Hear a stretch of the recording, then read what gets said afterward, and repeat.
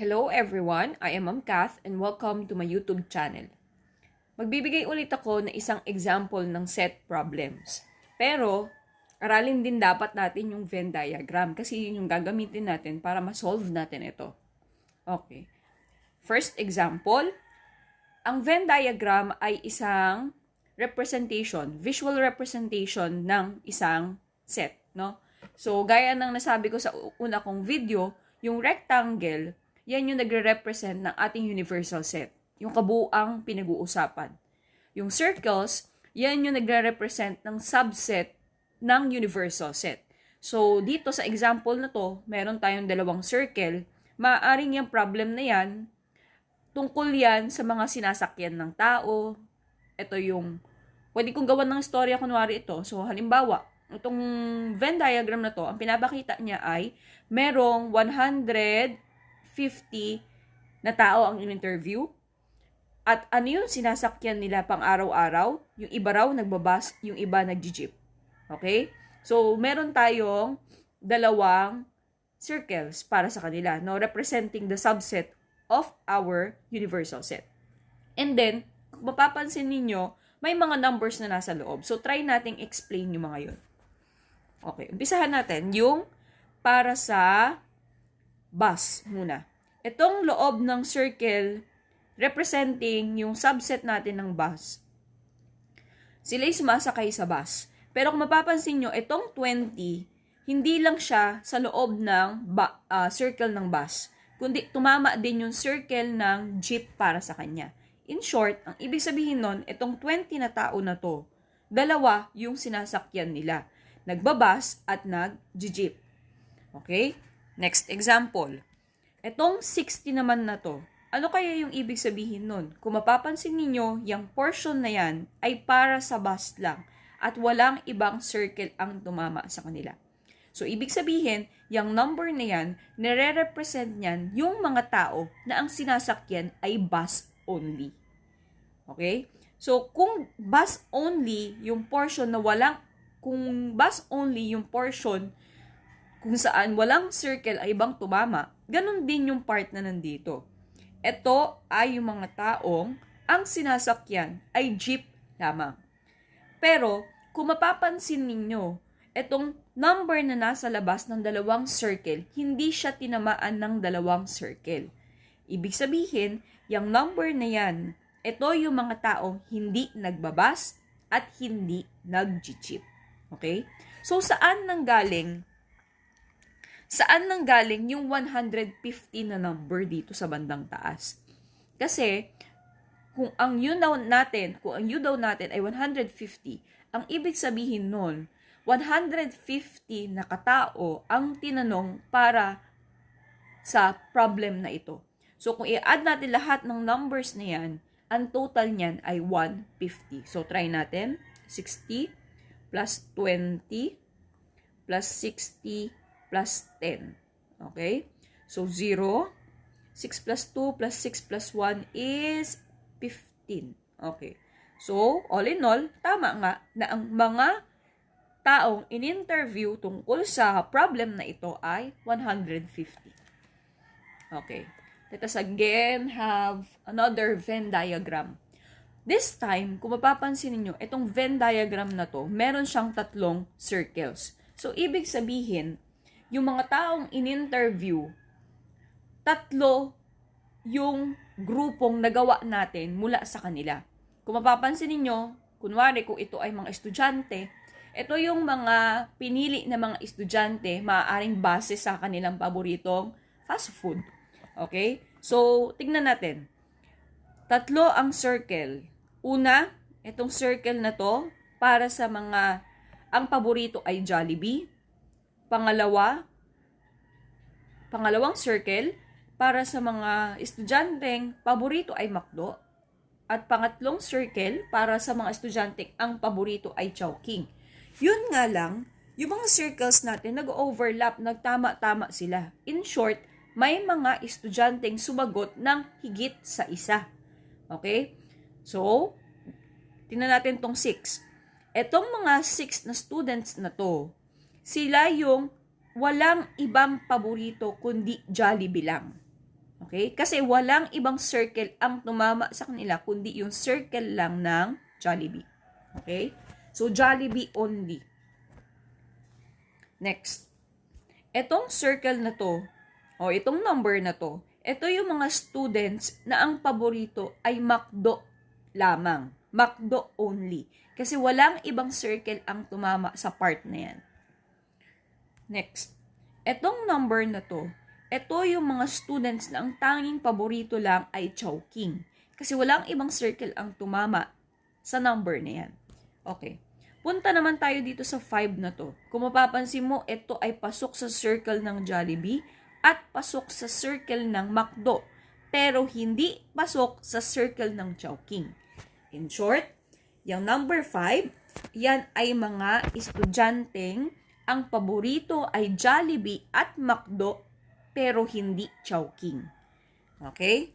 Next, itong 4 na to. Ito yung mga estudyanteng ang paborito ay Jollibee at Chowking kasi pasok siya sa circle ng Jollibee at Chowking pero hindi nila gusto ang McDo. Okay? Next, itong number naman na to, ang mga estudyante na yan ay ang gusto ay Chowking at McDo pero hindi ang Jollibee. Okay. At ito namang 1 na to. Ano napansin ninyo? Diba tumama yung tatlong circle sa kanila? So, ibig sabihin, ang 1 na ito o ang isang estudyante na to, tatlo ang paborito niya. Jollibee, McDo at Chowking. Yan. So, paano natin malalaman, ito lang yung Venn diagram natin, paano natin malalaman kung ilan lahat ang taong in-interview? Ang gagawin lang natin, add natin lahat ng numbers na yan. Kung ano ang kalalabasan, yun yung universal set natin. O yun yung bilang ng mga estudyanteng tinanong. Okay, burahin ko muna yan. So, let us try to solve another, one of the problems wherein we can draw 3 circles representing the 3 subsets. Okay? So, ito yung ating universal set. Lagi naman ganun, mag-umpisa tayo sa universal set. And then sabi niya, in a group of 120 students, 68 had ridden a bus, 78 had ridden the LRT, 33 had ridden a jeep, while 40 had ridden both the bus and the LRT. 20 had ridden the bus and the jeep, 19 had ridden the LRT and the jeep, and 15 had ridden the bus, the LRT, and the jeep. Magulo, pero kung iisa-isahin natin, lahat ng yan, kaya nating ilatag sa Venn diagram natin. Okay? So, umpisahan natin. Ulitin ko, ganito ako mag-solve ng set problems. So, in a group of 120 students, in short, lahat ng pinag-uusapan, ang total niyan 120 lang. So, lalagyan ko ng palatandaan, U, dapat total ng kabuuan, 120. Kung babalikan natin yung problem, may tatlong modes of transportation na ginamit, no? Yung una ay yung mga students na sumasakay ng bus. Yung pangalawang circle ay yung mga students na sumasakay ng LRT. At yung pangatlong circle ay yung mga students na sumasakay ng jeep. Yan. So, lalagyan ko ng palatandaan. Ito J ito. Jeep, B, bus, L, LRT. Bahin natin yung kulay para mas makita ninyo. Okay, sabi dito, 68 daw ang para sa bus. 68. 78 ang para sa LRT. 78. 33 ang para sa jeep. 33. Yan. 40 para sa bus at LRT. Saan ba yung portion na bus at LRT? Ito yun. Ayan, kung makikita nyo, nasa loob siya ng bus, nasa loob siya ng LRT. Ang total daw niyan ay 40. Okay? Nilagyan ko lang po ng palatandaan, ha? Para makita natin. Next. Yung 20 naman daw na to, 20, bus at jeep ang sinasakyan. So, ito, bus at jeep. Nasa loob ng circle ng bus at jeep. So, yan daw ay 20. Next, yung 19 daw, LRT at jeep. Saan ba yung LRT at jeep? Ito, LRT at jeep, yan daw ay 19. Okay? Next. At 15 daw ang sumasakay sa tatlo. Saan yung portion na para sa tatlong circles natin? Dito, sa gitna. Yan, 15. Okay. So, kung ang total nitong red na to, portion na to ay 15, kulang pa tayo ng ilan para maging 40? Kulang pa tayo ng 25. 25 plus 15 is 40. Tama?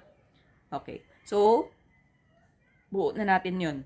Next, ito namang para sa blue part na to, ang total daw niyan ay 20. So, kung yan ay 20, ibig sabihin, kulang pa tayo ng 5. So, 5 plus 15 para maging 20. Next, ito namang dark green natin na portion. 19 daw ang total niyan. May 15 na tayo, kulang pa tayo ng 4. Okay? So, yung mga dinodrawing ko po, yung mga sinusulat ko, palatandaan natin yan para makumpleto natin yung Venn diagram. Okay? Sa buong circle na para sa bus, 68 ang total. So, ilan ang meron na tayo? 25 plus 15 plus 5. Add lang natin lahat. Okay, meron na tayong 45. Ilan ang kulang natin? 68 minus 45. Okay, so ito ay 23. So, para sa portion na to, ang ilalagay natin ay 23. Next. Paano naman sa sumasakay ng LRT? So, ito yung LRT, 25 plus 15 plus 4. Okay, so 14, 44, 44 lahat. Sa loob ng circle na yan, 78 ang meron. So, 78 minus 44 is 34. Next, para naman sa mga sumasakay sa jeep, ang total ay 33. Meron na tayong 5, 15, at 4. So, pag inad natin, 24. So, 33 minus 24 is equal to 9. 9 na yung para dito. Okay? Pero, sabi, ang kabuuang students na tinanong ay 120. Ang tanong, 120 ba lahat ang sumagot na sila ay sumakay ng bus, ng LRT at ng jeep? Check natin. So, i-add lang natin lahat ng numbers na to. 23 plus 25, 34, 5, 15, 4, 9. Pag in-add natin lahat ng yan, ang total niyan ay 115. Okay? Kaso 120 yung tinanong. So, ibig sabihin, 120 minus 115, merong 5 hindi sumasakay sa tatlong modes of transportation natin. So, ibig sabihin, yung 5 na yan ay makikita sa labas ng universal set. Pwede na tayo magsagot.